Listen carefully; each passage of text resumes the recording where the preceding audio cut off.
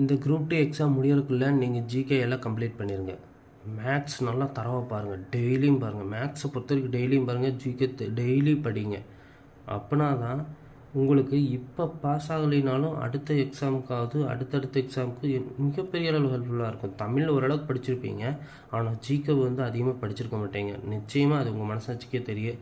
Maths அந்தளவுக்கு பார்த்துருக்க மாட்டீங்க, ஏன்னா எக்ஸாம் கடைசி நாளில் பார்த்துக்கலாம், அப்போ தான் புரியும் அப்படின்னு நினைப்பீங்க. அந்த இதெல்லாம் வேணாம்.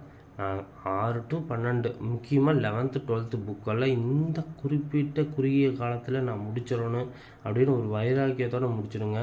வேலைக்கு போயிட்டு படிக்கிறவங்களா இருந்தாலும் சரி, வீட்டிலேருந்து படிக்கிறவங்களும் சரி, 11th 12th புக்கு கம்ப்ளீட்டாக முடிச்சிடுங்க. மேக்ஸிமம் குரூப் 4 11th 12thலேயே கேட்டு முடிச்சானுங்க. So 9th 10th 11th 12th எல்லாம் கம்ப்ளீட் பண்ணிடுங்க. ஒன்றும் விடாதீங்க, மேக்ஸ் எதையுமே விடாதீங்க. தமிழ் ஒரு படிங்க, பாஸ் ஃபெயில் அப்புறம். ஆனால் நமக்கு தேவை ஜிகே